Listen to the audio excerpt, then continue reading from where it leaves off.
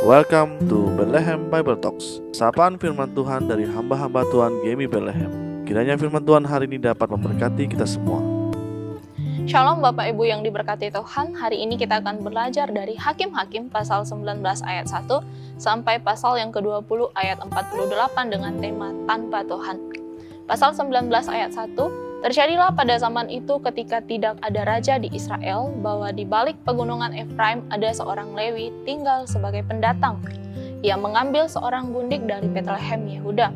Pasal 20 ayat yang ke-12, kemudian suku-suku Israel mengirim orang kepada seluruh suku Benyamin dengan pesan, apa macam kejahatan yang terjadi di antara kamu itu.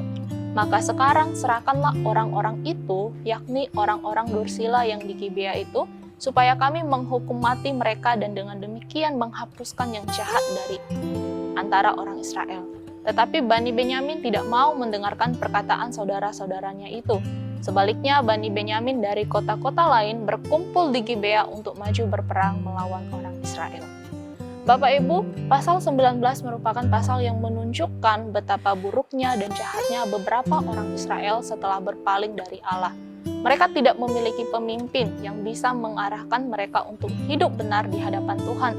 Mereka hidup sekehendak hatinya. Seorang Lewi memberikan istrinya untuk dinodai dan dibunuh untuk menyelamatkan dirinya sendiri. Dan di dalam pasal 20 kita melihat ada beberapa orang Israel, yaitu suku Benyamin yang tinggal di Gibea, melakukan kejahatan. Mereka telah meninggalkan Tuhan dan tidak sungguh-sungguh taat pada firman Tuhan. Maka yang terjadi adalah perang saudara. Ribuan orang terbunuh dan suku Benyamin hampir dimusnahkan. Bapak Ibu yang terkasih, di kehidupan zaman sekarang, ada begitu banyak peristiwa yang terjadi di sekitar kita. Sepasang kakak adik bunuh diri karena stres, hanya karena emosi, cemburu, sakit hati, orang seenaknya merenggut nyawa seseorang. Dan dalam keluarga pun sering terjadi pertikaian, orang tua menganiaya anaknya, dan sebaliknya. Dan masih banyak lagi peristiwa-peristiwa sadis yang terjadi. Bapak Ibu yang diberkati Tuhan, inilah yang terjadi jika hidup tanpa Tuhan dan firman-Nya. Jika mengabaikan dan tidak taat pada perintah-Nya, orang akan terjerumus ke dalam keburukan moral, akan hidup sesuka hatinya, hidup menuruti hawa nafsunya sendiri. Kejahatan terjadi di mana-mana. Melalui renungan ini kita belajar, tanpa Tuhan, kekejaman terjadi. Tanpa firman-Nya kita tidak hidup dalam kebenaran. Oleh karena itu, kita butuh Tuhan dan firman-Nya. Jadikan Tuhan sebagai pusat kehidupan kita. Mari membuka diri di hadapan Tuhan dan terus hidup dengan firman-Nya.